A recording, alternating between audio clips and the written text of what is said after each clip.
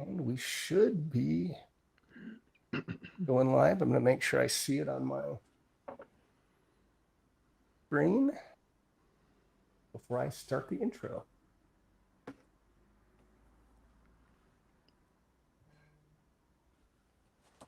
All right. Well, welcome everyone. This is Gwydion normally with RPG Frequencies, and today I'm streaming as part of Solo RPG Day. And I have some wonderful folks, guests here that I'll be introducing in a minute. But I wanted to just give a quick introduction of what we're trying to accomplish with Solo RPG Day. For me, there's a lot of content out with TTRPGs, and I think there's a lot of folks that are in the same boat that I'm in, that I like being a dungeon master, a GM, but time gets in the way and I don't get to plan as much as I'd like. So I tend, over the last year and a half or so, I've gotten much more into solo RPGs. And, you know, the idea behind Solo RPG Day was just a day to bring folks together, talk about the wonderful creators that are available, like some of which you'll see today and talk to today, and just bring the community kind of spotlight on some of these great solo creators. So thanks again for joining us. And I'm going to do some brief introductions of each of the guests we have today, and then we'll let them say a little bit about themselves. So I'm going to start with Alex T, who's at the top right of my screen with Blackoath Entertainment.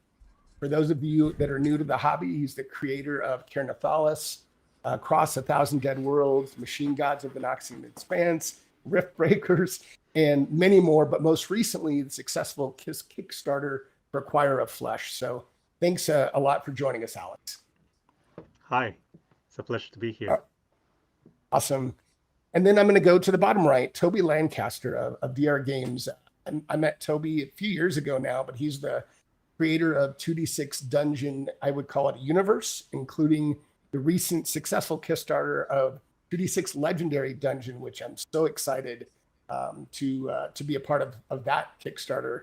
And he also creates Dark Realms maps, Rad Zone Totality, Drop Pods, and many more, tons of additional games. So Toby, thanks for joining us. Good to be here. Awesome. And finally, you know, one of the creators that on YouTube that I've followed for so long now, D'Angelo of the Dungeon Dive. He's got more than or nearly 40,000 subscribers to his YouTube channel, and he's posted almost 1,000 videos since 2016. That's unbelievable. And he's built a community online that he recently introduced me to called DungeonDive.quest, where you can discuss fantasy, sci-fi, all kinds of games. So Daniel, thanks again so much for taking the time to join us today. Oh yeah, of course. Thank you for extending the offer. Absolutely. So I thought where maybe we could start, anything that you all want to say about yourself, background, you know, just kind of use it as an open forum, but I thought we'd start with each one of you. So maybe we'll go in reverse order and start with you, Daniel, and just anything you want to say about yourself, channels, any of your social, just anything you want to introduce about yourself would be great. Yeah, well, I'll keep this kind of solo RPG focused, but you know, I have not always been a player of solo RPGs, but I have always been into fantasy and science fiction and horror tabletop games. And I think it was, you know, probably something like Arkham Horror Second Edition, which kind of introduced me into the idea of playing a kind of big, epic adventure game cooperatively. And then that kind of dawned on me, well, if this is a co-op game, I could probably just play it on my own as well, just play, you know, play two heroes or whatever. And so that kind of led me down this path of focusing on these kind of co-op games where everybody gets to be a player, because, you know, with a traditional RPG, sometimes the GM doesn't feel like they're actually playing the game, more like they're running all the rules. So it's not quite as fun for everybody at the table, at least for me, because I like being a player. And so, you know, focusing on those. And then I think it was probably my introduction into like the idea of the kind of modern solo role-playing game would probably be through Deborah from Geek Gamers, and Absolutely. watching her channel, and then Don, the solo RPG guy, and watching his channel. and realizing that a lot of these solo RPG games kind of give me the feel that I want from a cool adventure tabletop game. And the really nice thing is that a lot of them are way less expensive than a board game, and they take up way less space. And strangely, a lot of them have less overhead because the rules are very simple, and they kind of Yeah. leave a lot up to the players to house rule and to bring their own things to the table. And that's something that I've always loved. I've always been a big house rule guy.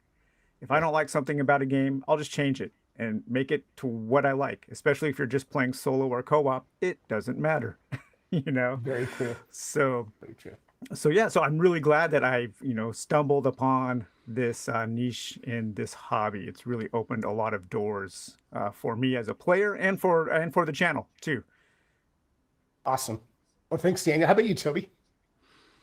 Well, I guess thinking from the solo player point of view, I I started drawing maps for RPGs about 10 years ago, and I was kind of drawn into a broad community. And then as COVID came along, my background being art and design, I kind of saw an opportunity to create games for people who were on their own at home. And I drew in my kind of map design and my design experience, because my background is art design, and I just have always been the DM. And like Daniel, I wanted to be a player as well. And I just felt like this is the perfect time. And so I did a little game called Dark Force Incursion, and that kind of kickstarted me during COVID. And then from then on, I've been designing games and expanding them out. But I think the key for me, I always wanted something that I wanted to play. And so when I got into the community, I saw that there were some key games around, which were great, but there were other options. And I just thought, right, what do I want to play? I want something with lots of options, lots of replayability. And I kind of went down that avenue. And then I find myself here now, 5 years later, we're having been full time doing this job. So I feel very privileged, and I love being part of the community. And yeah, so here we are. And the thought of having a solo RPG day as well, for me, seems like a natural progression from everything that's happened over the last 5 years in our community. And so, I was excited about the possibilities, and hence, we made contact on this front. Hey No, Toby, that's can I ask great. you Look, can I ask Toby a question real quick? I'm curious. What was absolutely. the first solo game you designed? The first solo game was Dark Force Incursion. Dark. Okay, I haven't heard of that one yet. So Yeah, that was before Rad Zone. yes, Okay. it was. Yeah, and to be honest, I wanted something that was quite simple. So it's a hex-based game where you roll die, and it's fairly random. You get a certain amount of decision making, which helps, but that was the game. And I had some experience of designing board games and I tried to launch a project back in those days, and that didn't fund because I really didn't understand what I was doing. And I thought, right, I'm going to go a lot smaller. I'm really interested in the solo player, and I kickstarted Dark Force Incursion for a small fee, small amount, and that just got me going. It just got me going. Very cool. I'm That's going to ask awesome. Alex the same question too. So Well, I'll turn it over to you now, Alex. Yeah, so the way I got into all this solo stuff was basically by force because I didn't have anybody to play with. I also been always the forever GM, but due to me moving around a lot and I was out of Spain for quite a lot of years, I spent a lot of years without being able to really play, just reading a lot. But yeah, no, the notion of playing alone wasn't something that at least back then in mid 2000s or 2010s. I mean, no, I never heard that was a possibility. But then I started like just I really wanted to play something after so many years.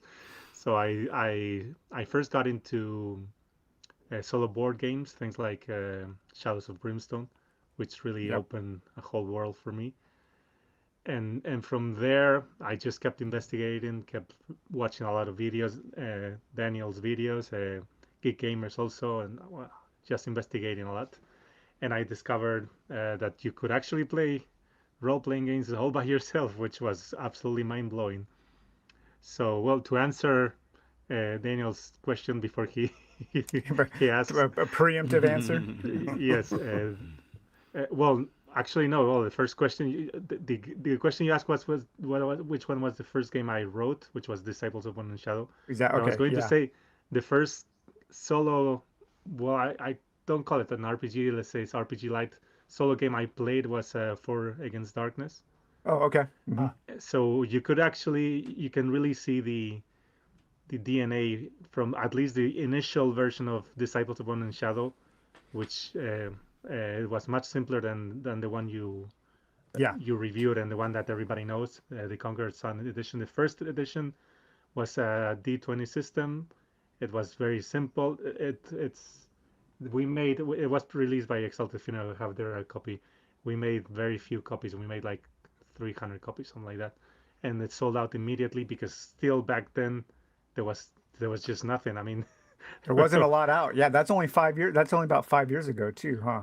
there was no, that was in 2019, I think it was. Yeah, Yeah, so 2019. about 6 years Yeah, ago. 6 years. Yeah, so you had For Against Darkness. Well, you had Mythic, of course, Iron Sword, and D100 Dungeon, and I think that's it. Yeah. You really didn't have more options when it comes to just pen and paper stuff.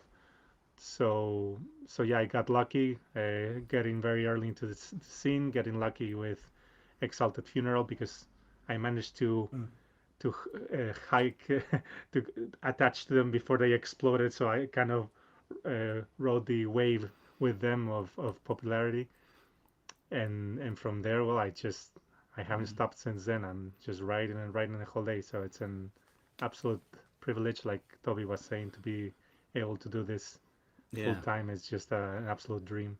it is great, isn't it? I have to add here that I was aware of solo player games before I started designing them, in the sense that I used to play fighting fantasy, Yeah. Uh-huh. and Yeah, well, yes.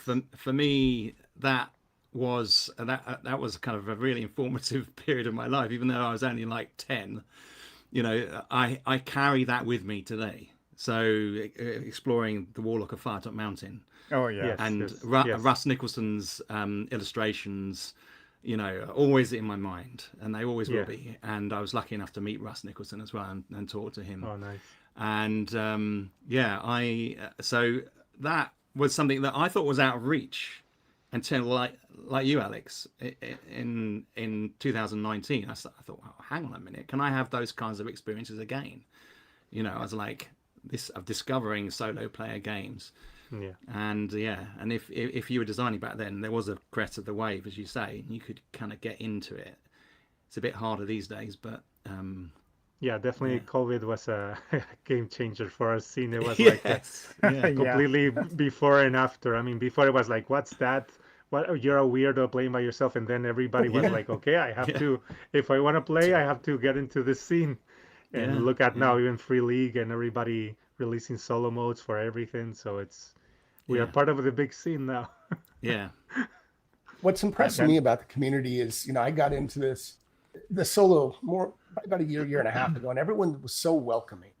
And like, I can speak to both you and Toby, Alex. I mean, I reached out to you both and just kind of cold say, hey, I want to convert some of these things, put more content out for free, get people involved in the hobby. And you guys were just immediately, that sounds great. So, I mean, I for one, really appreciate the openness that you all have had. And hopefully, like many others, I've tried to be very careful and respect copyrights and things, but love getting whatever I can out there for free to get more people involved in the hobby. So certainly appreciate that. So what I thought I'd do, I'm going to jump around a little bit topic wise, but one of the things we talked as we were getting ready for the stream is just the type of genres that are available and what we all might like. And so Toby, I think I'll have you start with this one and take it wherever you want, from what you like to create, play, whatever. Yeah, I mean, it's interesting. About 6 months back, I ran a poll on our Facebook page, the 2D6 Dungeon Facebook page. We got over 5,000 members there, and it was interesting to see because as a designer, you're always thinking over the next few months, I'm going to be designing a game. And now, how much time do I give to that? Now, you obviously want to design all sorts of interesting things, but the viability of designing certain games for your business, you got to think: is there going to be a market for it? Everybody does this, but I'm sitting in my room on my own, and you're kind of feeling a bit vulnerable, and I'm like, well, if I put all my time into doing a science fiction game, is that people going to be interested in that? Is that going to fund on Kickstarter? So we put out a poll, and it was interesting to see. A couple of the takeaways from that was obviously fantasy is the most popular. It really is, as far Absolutely. as far as what sales go from my experiences, from people's interests, and it's partly because that's clearly defined, in a sense, what fantasy is.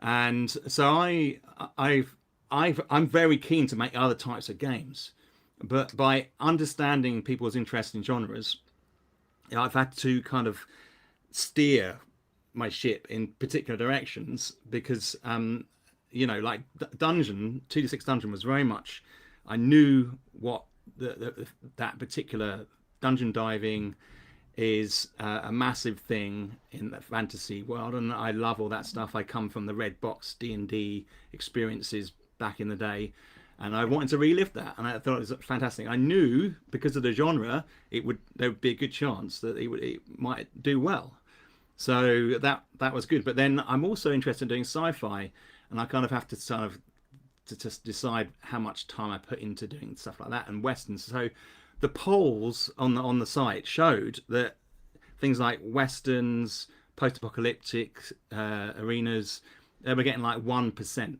votes in these polls, and obviously fantasy was clearly up there. But one that I found was interesting was growing and is growing is the nature genre. So growing, forests, looking after animals. So we found that actually got quite a high response, which was really interesting. Yeah, I'm sure that has to do with like Stardew Valley, the video game, and Yeah. all of the life sim video games that kind of borrow from tabletop RPGs. And people love those farming simulator games. Yeah, they do. Yeah, they do. And go on, Alex. No, I was going to say that it's a definitely a growing genre, and it will be interesting. I haven't seen anybody, at least in the pen and paper solo area, making a proper game. Well, I guess you have Iron Valley, which is a very popular mod for Ironsworn. That one is probably the most popular one. But aside from that, I haven't seen anybody really attempt doing anything in that style. So I would love to see what you do. Yeah, well, I mean, I kind of tagged on a little bit with a game I designed called Alien Sanctuary, where you look after an alien. Yeah. Because I was interested in. I've always been interested in how computer games transfer across to genres and people's interests, and how they can replicate their gaming time on the computer through a physical process like playing a board game. I do that all the time. Yeah, exactly. I mean, it's a highly underrated part of solo playing. In that sense, people don't kind of acknowledge it as much as it probably needs to be, but people are looking for computer game experiences on pen and paper. Yeah, because that's how their brains have been trained. Because as we grew up, we played these games on computers, didn't we? And we were like, wow, that's fun. And I remember playing Zoo Tycoon and feeling a bit embarrassed about it, and No way, Zoo Tycoon was awesome. It was, yeah. But my mates were like playing karate games and stuff like that, and I was like, I've always been a strategy nerd for that. Me too. Yeah, RimWorld's a massive game. Oh my god, that's my favorite all-time game. Yeah, I absolutely love it. Yeah, I've sunk hundreds of hours into that game. Yeah, the same. It's just stupidly good. But it's those processes and those mechanics within the computer games that I kind of draw into my game design. I'm interested in, and it always feeds a thought. And so, going back to that genre thing, I was like, well, is there going to be a market for people who like that type of computer game who come into the solo player arena, and then that could blossom other genres maybe.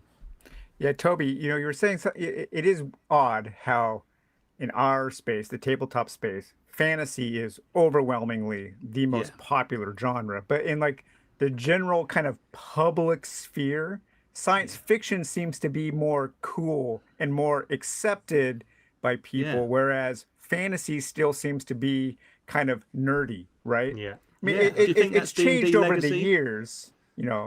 I think the Lord of the Rings films definitely helped kind of de-nerdify fantasy for the general population. But in games, fantasy is just king. Yeah, it really is. Yeah. It surprises me because I love science fiction and post-apocalyptic genres as well. And westerns. I love westerns, especially Shadows of Brimstone. I'm a huge western fan, but westerns haven't been popular anywhere in the world for like 70 years. I mean, it's talk about a dead genre. It's really sad.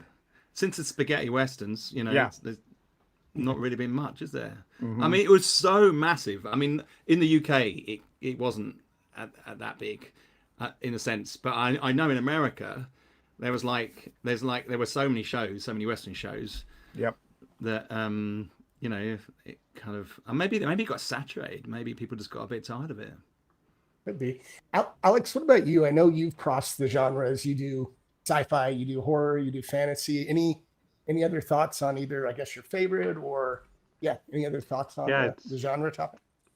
It's funny because usually and for the most part of my life I've been mostly a science fiction fan. I mean, I always loved fantasy, of course. Yeah. But the moment I started working like full time on solo RPGs and really getting involved into it and playing them, something shifted, and now I'm completely obsessed with fantasy. Well, like I guess you all know I'm dark fantasy guy or dark science fiction. I mean, I always prefer darker stuff, horror and all that. But I think it must be because the idea of playing solo a science fiction game is generally more daunting to me. It's like you have all this infinite world with infinite possibilities. It's like fantasy is always a bit more self-contained, and I find it a little bit easier to jump into, and I don't know. So as a result, since I always write games for myself, and then I'm lucky and other people like them too, but as a result of that, I'm just writing fantasy and fantasy and fantasy all the time. But I do try to experiment, like Toby was saying. Video games, even though I barely have no time to play them lately. I mean, for the past 2-3 years, I play maybe 20 minutes a day if I'm lucky. And so, but they are still a huge influence for me, and I really take a lot of elements into them. And you can just see my game Rift Breakers, which is literally an attempt at creating an MMO experience on a tabletop. So video games are a huge influence for me, and I'm pretty sure that's why I like Toby's games so much. And I didn't realize that connection you had to, because you have that very clear procedures in a structured environment. You do have those video game mechanics, so it's you're speaking to me through your games, Toby. Yeah. Well, Alex, I was going to say, Alex, something I always like about the genres that you work in is that you always inject a little bit of horror or occultism into your games, and that's something that I really enjoy.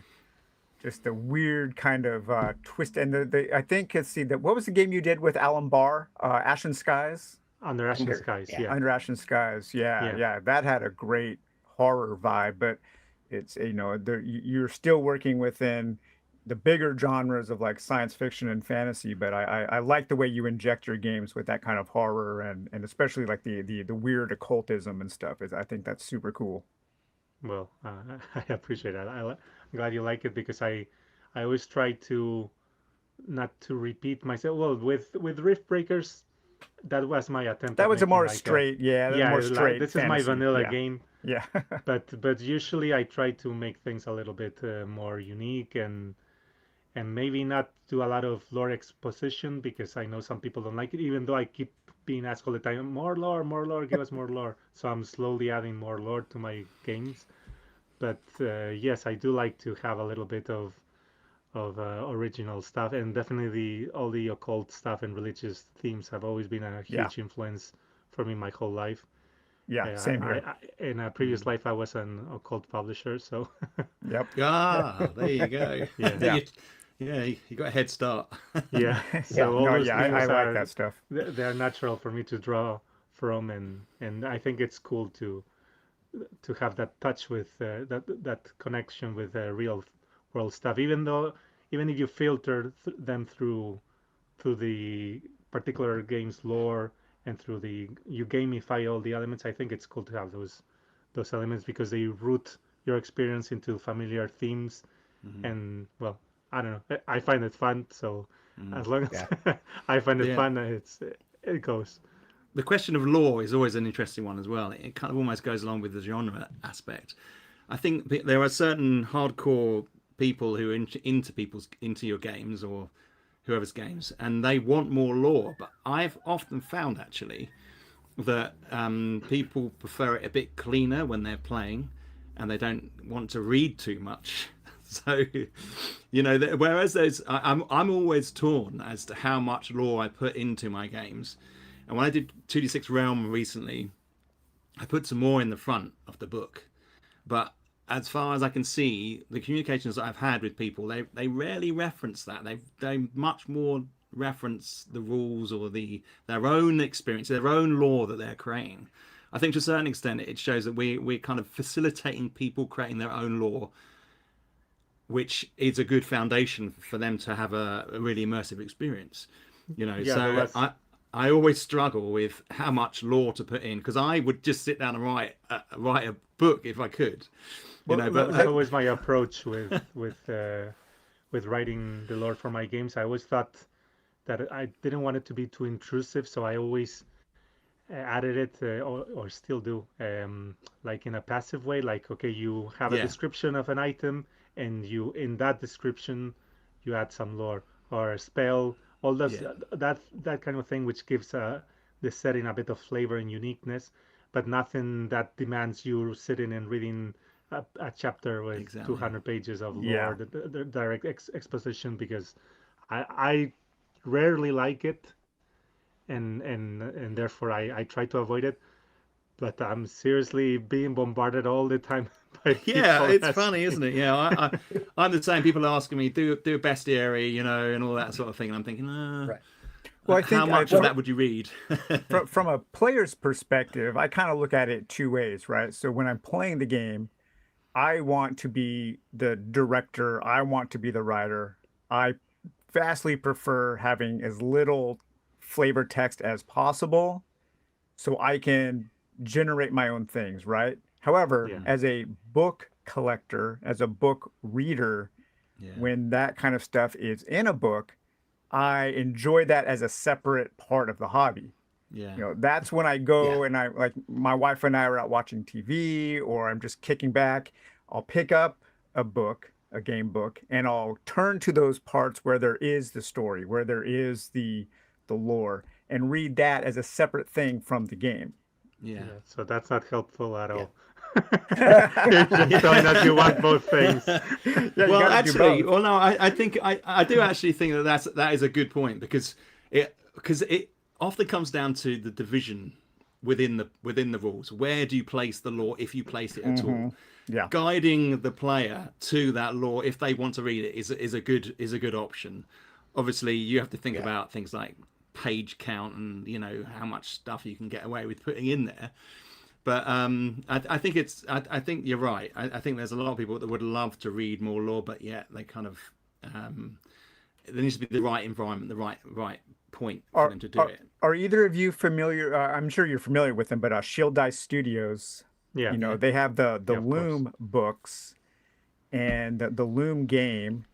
and then he put out a whole book of lore that Right. just adds to the world, and that book is awesome. And then we have things like Vermis, right? Vermis is Hmm. just lore with no game, Yeah. and Oh, people wow. love Vermis, right? And so yeah, there Yeah. really is a market for that kind. And I think going back to video games, Dark Souls, the Soul and Demon Souls started the whole lore hunter thing where people are just hungry for these little bits and pieces of Yeah. story information where they can help flesh out their own head canon about what's going on. Yeah. And now there's like 1,000 YouTube videos that are just about video game lore, you know. It's it's Yeah. uh it's kind of crazy. And I think tagging on to the video game aspect, mods as well. You've got to think how people have done additional content for all these games, and they've created their own lore off the back of that initial Yeah. foundation, you know. And so I think there is I think when people are given the space to create their own lore within games, they become part of that world, Hmm. becomes Great ownership point. of that game. And I'm always desperate for people to create that narrative, that story within the games that I make, so they That's have that story. That's a really great point. And there's been a number of comments in the chat as you've been talking. And I think a lot of people do like having enough lore to where it gives them the right direction, and then they can take some artistic license from there and build their own. And that's something that I think I've had to learn with solo games. I come from, more of the D&D, even Shadow of the Demon lore, Pathfinder, where they all have so much lore, and I find myself like trying to look, well, what am I supposed to do? And I've Yeah. tried to change my mentality. Like, look, this is solo. You can create what you want. You can take what you want. And Daniel, I think you talk about that a lot on your channel. And that's something that I've slowly been flexing that muscle to try to teach myself to make it what you want. What sounds interesting. That's been fun. Yeah, I mean, I think one of it's the license within the game. Often Yes. rules, drawing rules into the game is an important thing, but you've also got to be able to. You've got to give people a license to be free with their creation to a certain extent. Like in 2D6 Dungeon, we have what's called inventive usage. So you can just take parts of the text and make something up in a sense, or use an item that's mentioned in the text. You take that and use it in your own way. There's no strict laws, but it's kind of, I think that has blossomed within the solo player arena. I think that's one of the reasons why it's so popular. People are like, "Wow, this is exciting. This is kind of like I want to test this new muscle out that I've been developing." For sure.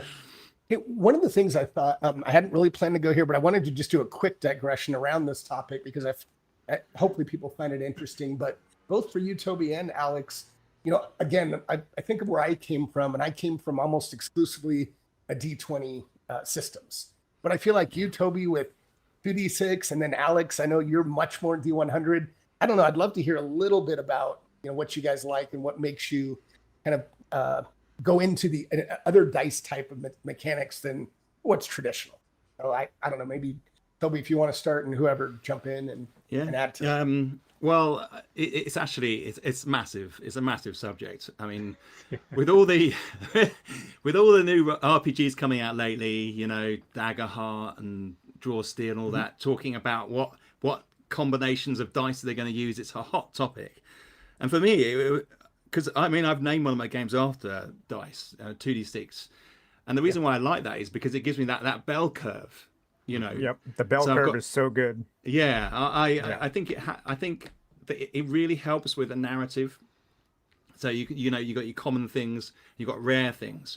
If you roll for rare things, there's a sense of that they are rare, because you've rolled a 2 or a 12. There's much less chance of doing that. I've always liked the percentile dice as well, although none of my systems really incorporate that too much.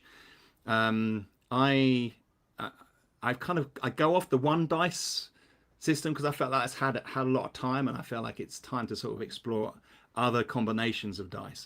So I mean, don't get me wrong, I've played D&D a lot, and the rolling the D20 has always been very satisfying as an object. It's satisfying to hold, But when I roll if I roll a 20 or I roll a 2, or I don't feel there's any difference necessarily with the achievement of doing that. So, and I know that dice are random, and when you roll a die, it is random. But when you do roll a 2 on 2d6 or a 12, you feel a sense of achievement that I never quite got when I was rolling just one die. And that kind of people could argue that that's all baloney, but for me that is how I feel about the dice choices that I go with. Gotcha. Alex, what about you? Because I know you're really passionate about different systems. Yeah, absolutely.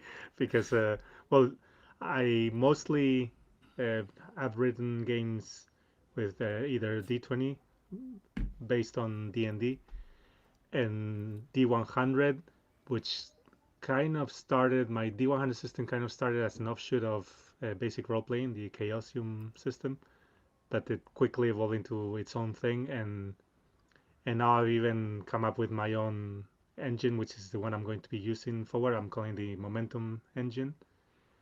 But yeah, it's definitely my favorite system I mean, combination of dice, the D100, because well, first of all, I think it's very intuitive because everybody understands percentages, and it generally lends itself towards a different kind of progression, which is I personally prefer classless systems, and if I can avoid experience points, even better. So I think D100 systems are easier to adapt to that kind of gameplay. And well, I mean, of course, you can do the same with D20 and with any kind of dice combination. But the problem with D20 is that it has that D&D baggage, Yeah. which I'm very sick of it, honestly. Yeah. Because each time you try to deviate a little bit from it, you get the horde saying, "Okay, but this is not how it's done in D&D," and it's like, "Yeah, I know this is not D&D." This is not D&D. Yeah. Yeah.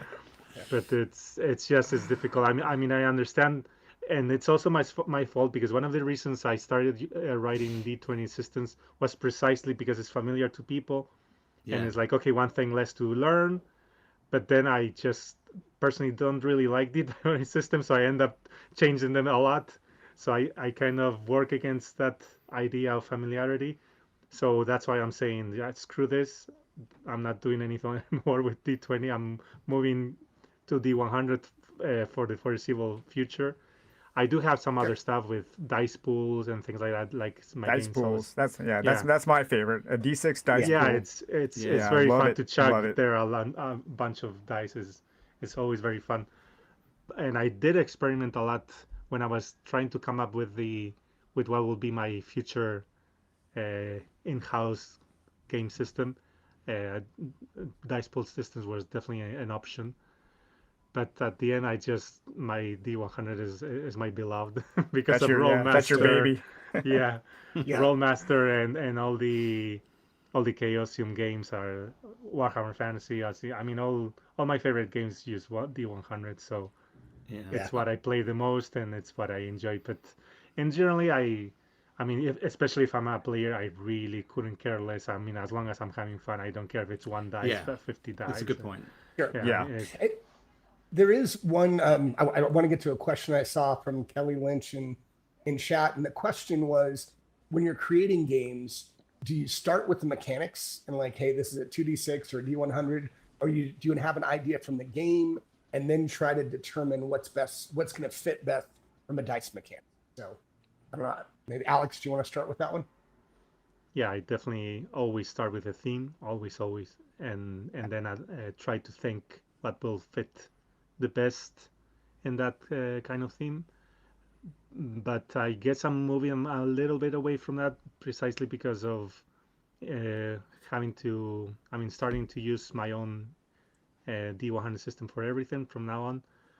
But I still want to leave it relatively flexible and open and have specific mechanics to each game, because otherwise you end up with a situation like D&D where everything has to be the 5e, and you end up with games like the Dark Souls 5e, which I actually like. I must be one of the few ones who actually liked it.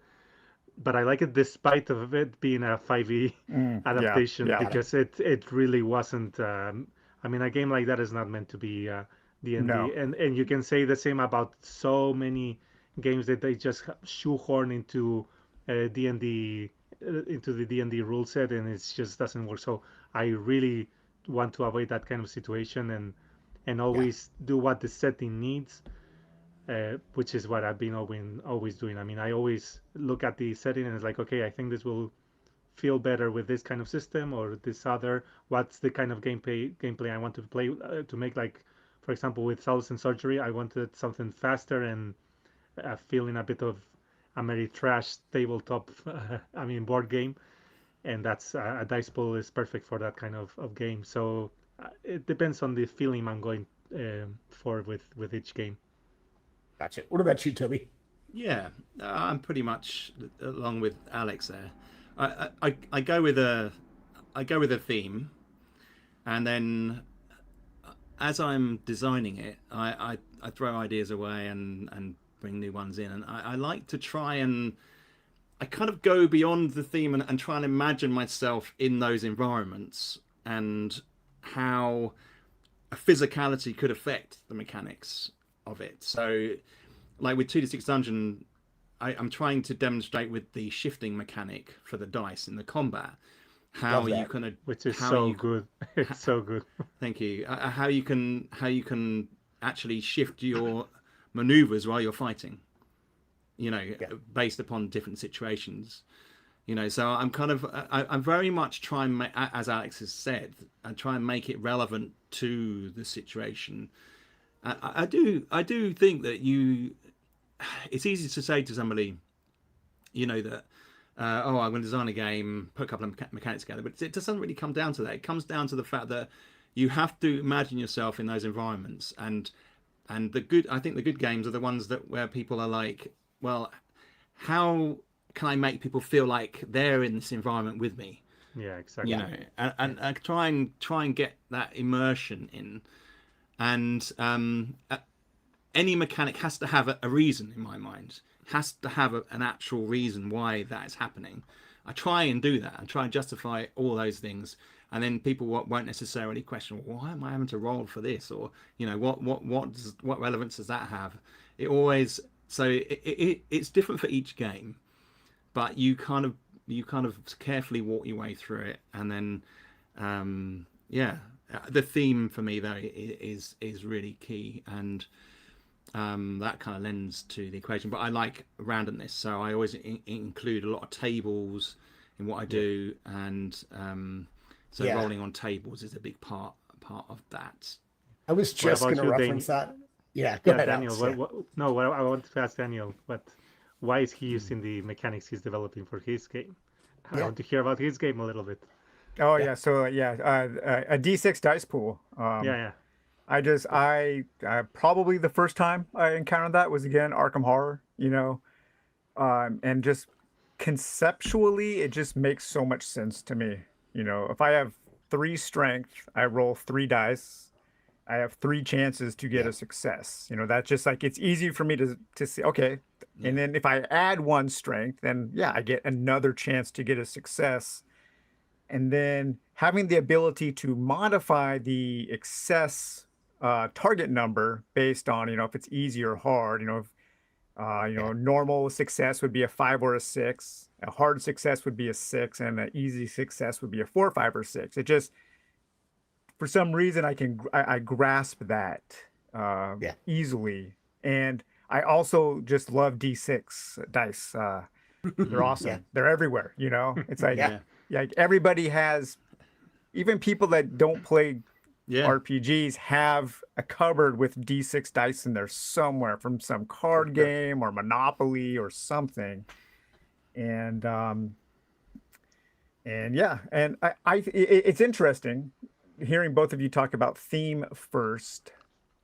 And I always talk about how theme is king, but when I think about making the things that I want to make, I often do think of mechanisms first, or at least ideas of how I want the game to play using certain ideas, like using a dice pool or using a keyword system But or something like that. that's your board game background talking. It is. I think you're Yeah. right, because there's we often can look at board games as various pieces that are kind of stacked on top of each other that create the final thing, right? And then you can cherry pick those ideas from different games because we're all doing that all the time. I mean, even just playing house rules, like, oh, I like the way that Hero Quest did that better than Shadows of Brimstone, so I'm going to borrow that from Hero Quest and use that in my games of Shadows of Brimstone. And so, yeah, I'm kind of constantly keeping a mental list of things that I like from games, and then how can those different things from different games be combined together to make something that I really would love. Yeah, one of the things I'd add to that is I played a lot of Warhammer when I was younger, and so dice pools for me were a massive thing.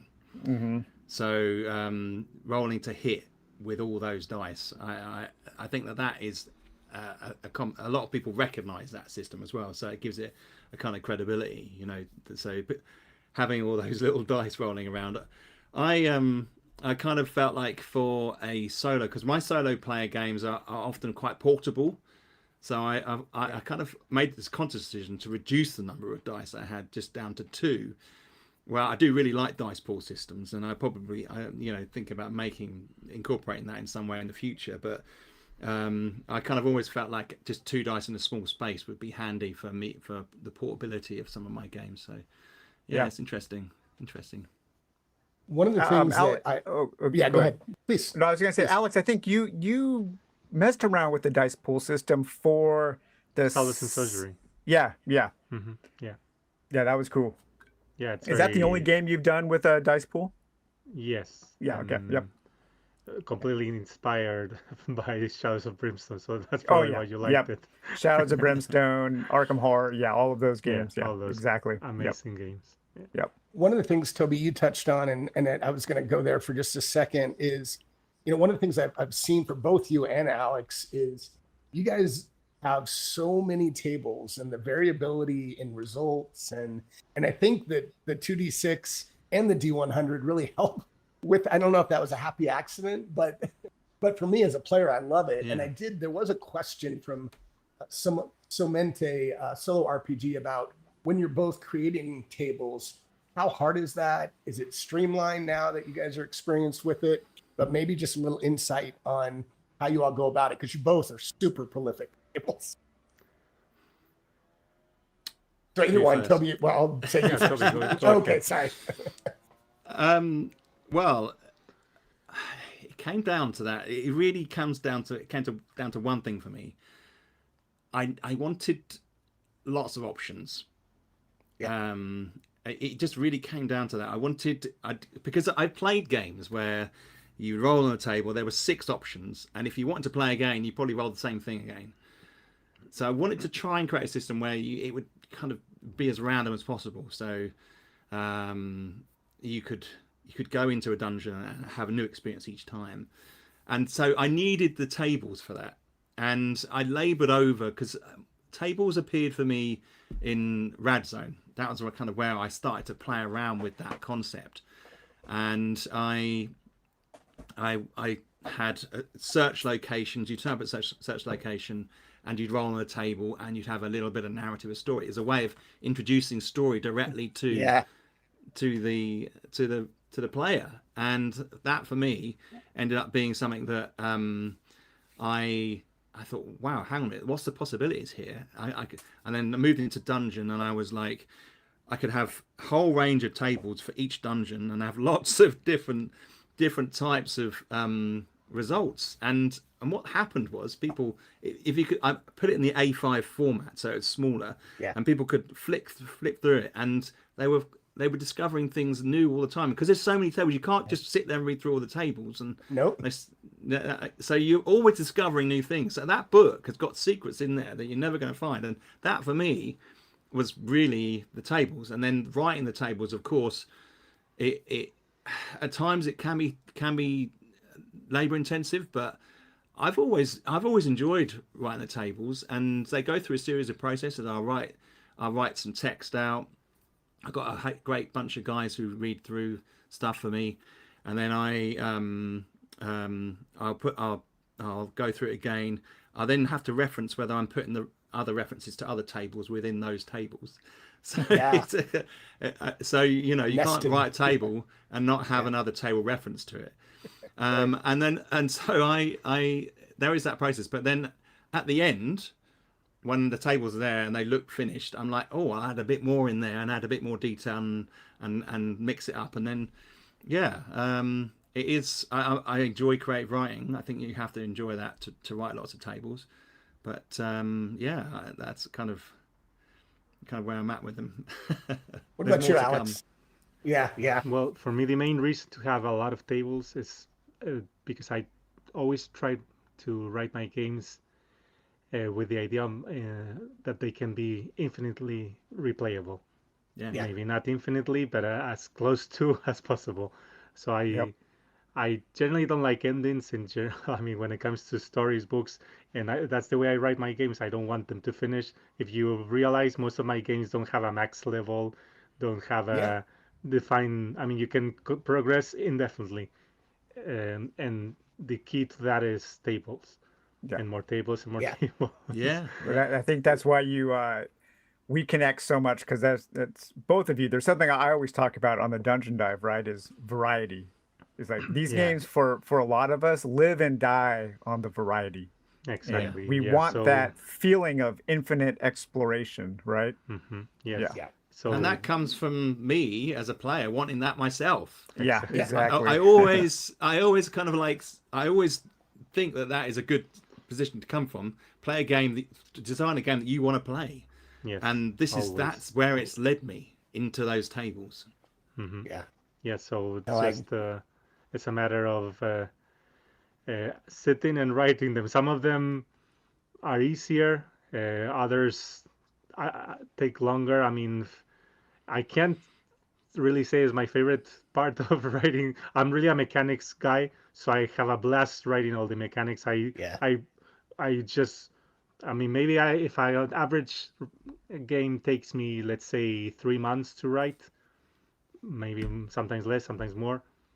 The mechanics are done in 1 month, and the other 2 months are just filling in the gaps and all the random tables, all the actual gameable content. That's what takes me the longest. So some parts are easier, and especially if it's a theme closer to me. For example, you were commenting. I just finished with my latest game, Choir of Flesh, and that one has a table with the 100 locations for you to explore, which is, I went completely nuts. It's like it's a fourth of the book is just locations and locations. It's literally, but it's Good. not. I mean, I know it's the feeling. some of them are 1-2 pages long. I mean, it's just a lot of stuff. So that one, I knew it was going to be too much for me. So that one actually took me less than I expected to write 50 of them, and then I said this is just, I can't anymore. So I hired a person which I work with quite often, which is Richard Kelly, an amazing designer and writer. So fortunately, I'm in a position right now to sometimes outsource things like this, which I'm conscious that it's something that takes me longer and it's going to slow down my game time development. So yes, because it's really a lot of work. So Toby, you're a master of making tables. If you write them all by yourself, that's really amazing. Pretty That's impressive. I enjoy it. I enjoy it, thankfully, still. Awesome. So, well, I know we're getting closer to an hour, so we probably go for just a little bit longer. But one thing I wanted to make sure I get to is, for folks that are getting into the solo RPG hobby, I wanted to get some thoughts on advice for just getting into solo play, and take that however you want. And Daniel, I thought we could start with you on this one. Just, any advice or thoughts of any kind related to how do people get started in the hobby? I think having a good foundation of reading fiction, reading a lot of fiction really helps. if you want to play solo games, because it helps exercise that muscle of imagination. And kind of the more you read, the more you are into fiction, the easier it is to kind of just start going, because your mind is already flooded with ideas of Yeah. the kinds of stories and the kinds of things that you want to experience, right? And piggybacking off of that, imagine yourself when you're playing as being the author, of being the creator of your character's story and their world, and taking control of that and not being a slave to the game. This is your world. These are your characters. These are your stories to tell. Just make it happen. Don't be afraid to, like, well, I just rolled a 1, my character died. No, they didn't. Something cool It was all a happened. dream. Yeah, something else happened. They a companion saved them. They got a giant eagle swooped down and scooped them up at the last minute, right? I mean, come on, it's like authors do that all the time, right? Yeah. I often say, if Conan would have died in the first Conan story, well, there goes 40, 50 years of Conan stories, because there's no Conan, right? So it's just like, these are your characters, and just have fun. And there's abundance of stuff, right? We've talked, I mean, in this space, there's so much stuff that we can buy to help us play. There's a ton of free stuff on itch.io. Look for resources. And find stuff that inspires you. Like, find cool things. Phil Reed just sent me these, little OSR cards. Oh, yeah. And Those are so cool. yeah. Phil Reed is another guy Yeah, who he's just stupidly productive, and on top of that, he dude runs a company. I don't know how he does it. I know he's insane. And let me just show some of my for getting started. I have a few things. The Perplexing Ruins, Fallen, Solo, Oracle, amazing. One page, double-sided, has just about anything you would need to play almost any game solo. Awesome. We also have from Gustavo Coelho, and that is the Little GM emulator, and this is available on itch.io. Fantastic resource. I don't know that one. I'll have to look it up. It's a really handy resource. Very good. And then, of course, kind of like one of the other stars in this area is Cesar Capaco.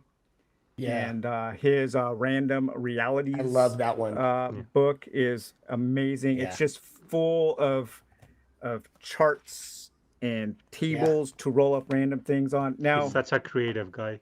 He's very creative. Yeah. I think he really thinks aesthetically about things. Yeah. He probably approaches things from an aesthetic direction. Very visual. Yeah. Yeah. And then I always go back to this every time, and that's just because this is the game that made all of this click for me, and that is Scarlet Heroes. Still, I think the best rules for traditional role-playing in a solo way. Well, Crawford is just a god in general of design. I mean, he's just he's crazy. He's just a really interesting guy. I think he thinks about things a lot differently, I think, than a lot of people. Very structured. He has such a very methodical and structured and just relentless. His books are just relentless. They are so good. I use them a lot for world building and all that. Oh yeah. His world building books. I mean, you could just play a whole game world building from his 1,000 Worlds or 1,000 Distance. What's the what's his main world building? Starts without number. And starts without number. Worlds without number. Worlds without number. Recently, he released Ashes without number. I have them all here. That's why I'm looking. Fantastic. But yeah, Alex, just spend time getting into it. Go ahead. Yeah. Oh no, I was just gonna say, just spend and also whatever you're doing is playing the game, Right. I mean, that's really Oh, important. Yeah. It's like as soon as you crack your book open and you start reading and you start writing anything, you're playing the game. So just try to have fun as soon as possible. Don't think you have to postpone the fun until you get to the part where you start rolling dice and you start Yeah. actually following the rules, right? Very true. What about you, Alex? What thoughts do you have on getting into the hobby? yeah. So I would personally recommend start with what I call RPG light games like Toby's 2d6 Dungeon or 4 Against Darkness, D100, this kind of easier, simpler dungeon crawler games. Because if you are coming from no solo experience at all, I think it's easier to get into the mindset of playing alone first by having something with a solid structure and something that you can fall back to very easily, something that will direct you and you're not. I'm talking from my own experience. Of course, some people jump directly with into Mythic and start playing, and it's mind blowing for me. I don't know how they do it, but I think for what I in my own experience, for what I've seen from a lot of people who on the internet, I see that they are lost. They don't know how to start. I think that's a good stepping stone because, like I said, it provides a very fixed structure. You have a concrete path, and it's less. You get over that initial awkwardness of playing by yourself, which a lot of people feel like, what am I doing here? A lot of people don't even want to talk to themselves. They feel weird or Yeah. just taking notes all the time. So it kind of breaks the ice. And from there, I recommend the next step to take it into something maybe like a proper RPG with actual solo support, like something like, which is, there are not so many, Mm. unfortunately. Something like Iron Sworn or my own games, which I think they're a little bit the stepping stone. Uh, they still provide a bit of structure and all that, but you have the freedom of a true role playing game. And then finally, if you want to, what Daniel was saying, you just, once you are used to the process and the idea of playing alone, you can directly jump into using oracles and all Yeah. these random tools, additional tables, and just live your character's story. I think that's at least for me, that's what worked, and I see a lot of people who find that path useful. Yeah, Awesome. Alex, I think your game, Machine Gods, I think I kind of called it like that perfect kind of next step up, not Hmm. up in quality from something like Toby's 2d6 Dungeon or 4 Against Darkness or D100 Dungeon, but a more kind of structured dungeon crawling experience. Machine Gods is kind of a really good progression step towards something that more people would probably consider a traditional Yeah. RPG experience with a little more freedom after they've learned how to be guided. Hmm. Yeah. Yeah. Yeah, What I about mean, you, Toby? Yeah. I think there's, blimey, you guys just covered it so well. But I mean, there's a couple of things that sort of spring to mind. The first thing is, look, don't be a slave to the rules. Yep. As Daniel said previously, I think people need to rule check. So when they sit down and they're like starting their first games, they what? Oh, am I doing this right? You know, there's that Yeah. whole fear, and It's it kind of almost overrides their fun. You know, it kind of like. yeah. Well, the reality of it is, it doesn't matter what you do on your A4 page. You know, that's your little world, and Yeah. I always try to say to people, and they're like they're fact checking with me and stuff. It doesn't matter if your instinct says go with it. You know, just go with it. And so that's one of my big tips for people who want to get into Yeah. solo player games. The freedom here, enjoy it.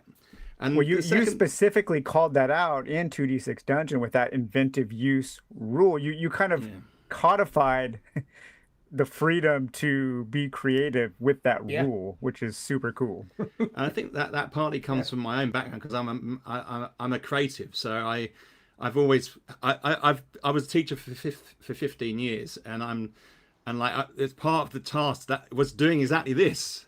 You know, saying to kids, it doesn't matter if the drawing doesn't look great. You're being creative. You worked hard on it. I can see the effort you've put into that, and then they reflect on it, and then they take more pride in what they've done. But I think that that is, people are starting to recognise that. People are starting to understand that. I think my second key point is having done UK Games Expo, the biggest games convention in the UK, 3 times now, having stalls. People walk by me, and I'm constantly surprised. People say, "You can play games solo." It's just that Never knowledge. gets old. I know. I'm like, because I now have a sign on our stall. I'm like, solo player games, and people come and just stand in front of it and look at it. Their minds shattered. What? Yeah. What is? Hang on. You mean I can play Dungeons and Dragons on my own at home?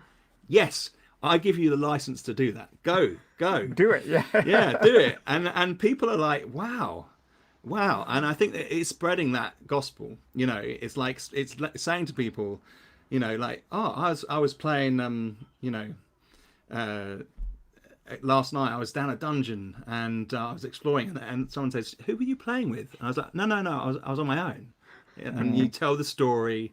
I think that's the initial barrier. That is, and I think that stuff like Solo RPG Day could help people recognize and give them the opportunity to play games by Alex, and get into those.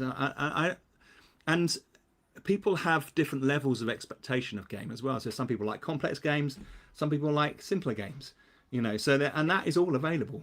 And I think that just spreading the word that solo playing is a massive arena now, and there's lots of options. And Daniel's channel really helps with all that, getting the word out. 100%. I think that is. I feel like it's been a slow revolution in the gaming industry. It gradually has grown, and now we have all these creative people who didn't realize they were creatives, creating their own worlds, their own environments. And I feel like that is the special thing. That is something that we've all contributed to, and I think that it's made a real change. And there's a lot of and there's other people who are out there who can't get out. There are young people, old people who don't have people to play with. There's lots of people, and I think that we sometimes forget when we're immersed in our worlds that this is a really great opportunity for people to just have a great time, have a lot of fun, and escapism from this crazy world. I know. I'm sure I'm sure you guys saw on my top 10 solo RPGs video that comment I had pinned to the top for a while. There's no such thing as solo RPGs. And I get that all the time on solo RPG. It's like, oh, okay, well then I guess let's see. I guess these 200 games I own, just like they don't exist, Yeah. Right. No, it's fascinating for sure. Yeah, and I tell you that those people don't use any dice but D20s. I tell you that. Oh yeah, definitely. I wanted to say how it's really one of the best things as a creator. It's to have people send you their play sessions, their play report sessions, and that's so fun. People ask me, "Oh, do you mind checking it?" Not only I don't mind, I absolutely love it. So please send them. Let me. I always read all of them. Read people's adventures in my games because it's so fun. Facilitating that creativity for people is an absolute privilege. Yeah. Alex, didn't Alan from Perplexing Ruins did like a big write-up of his game of Disciples of Bone and Shadow? Man, that was awesome. I loved reading that. It was one of the first things he wrote, actually. Yeah, it was very, very, very fun. I loved it. Yeah. In fact, we for Radzone, I had numerous guys write up about their adventures out. Love that game, by the way. It's so good. Yeah, thank you. But one was so good, and I felt it capitalized the game so well that I actually put it in the back of the book and published it as part of Radzone, because I just felt like it was it would just I could just imagine this guy doing this stuff he was telling me about, and it just blew my Yeah. mind. I just loved it. That's super cool. Yeah. That's awesome. Well, look, I said when we first started this out, we go about an hour. I could talk to this group for hours. I could talk all day. You guys are Yeah. awesome, but I think it's probably a good wrapping here. I will say that I'm gonna hopefully I can get this group back together again, because I think there's plenty more topics Definitely. to talk about. And I'm going to do some closing comments, but then I'll do it first because I'd love to hear from each of you on anything you want to cover. So I'll kick it off by saying first, thanks for anyone watching, anyone on video replay. Really appreciate it.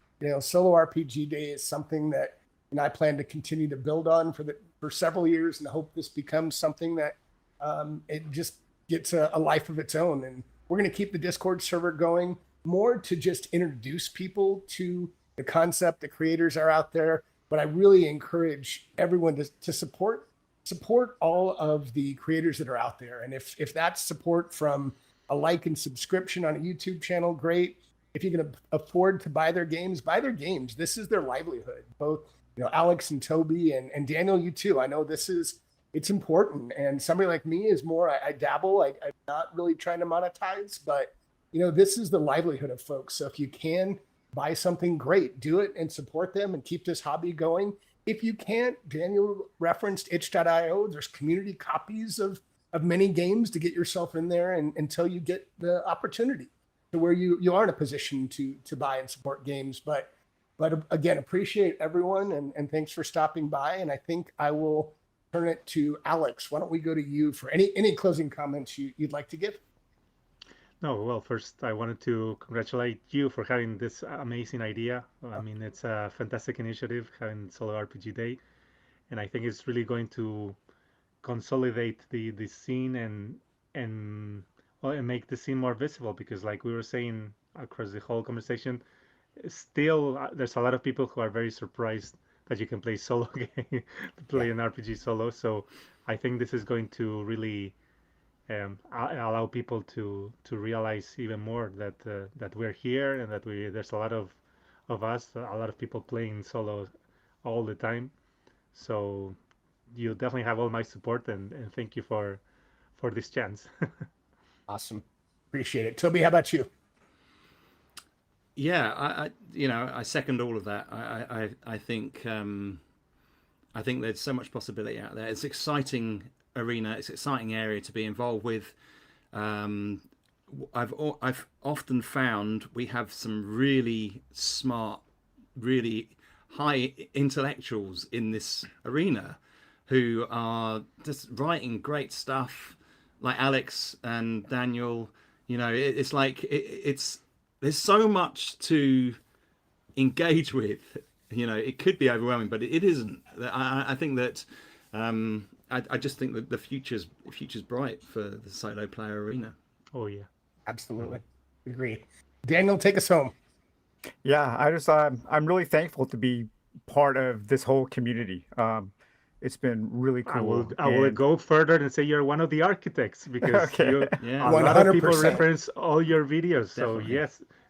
Well, thank you. And I mean, I can't do that without you guys, right? Without Alex and Toby. I mean, you're the ones creating the games for so many of us to play, and just would like you were saying, just encourage people to support the art and the artists that you enjoy in any way you can, whether that's financially or just spreading the word. I mean, spreading the word does so much, right? Just if you're happy, if you're playing something and you're happy with it, and you have a Facebook, just, hey, I'm having really fun playing this game, or I'm having really fun with, tell a friend. It goes so far, and just keeping everybody employed and everybody happy, and just like Toby, what you were saying, the future of co-op and solo games, and these games that are evolving to become new ways of kind of having these collaborative storytelling times with yourself or with friends. The future is really bright. I mean, things are progressing at a really high level right now, and the entire world of tabletop gaming, the whole spectrum of tabletop gaming, is in such a really, really fun place right now, and it's exciting to be in it. Yeah. Well said, everyone. And thanks again for all of you watching. Don't forget, in the description link below, Alex, Toby, and Daniel all have various YouTube channels, Patreons, forum discussion channels. So please visit them and engage in those communities because they've all built something really exciting and special. So with that, I'm going to stop the stream. But if you all ever have any questions, comments, want to see more videos like this, stop by the Solo RPG channel and let me know, and we'll do what we can to keep the discussions going. So thanks, everyone. you, Have a great William. week.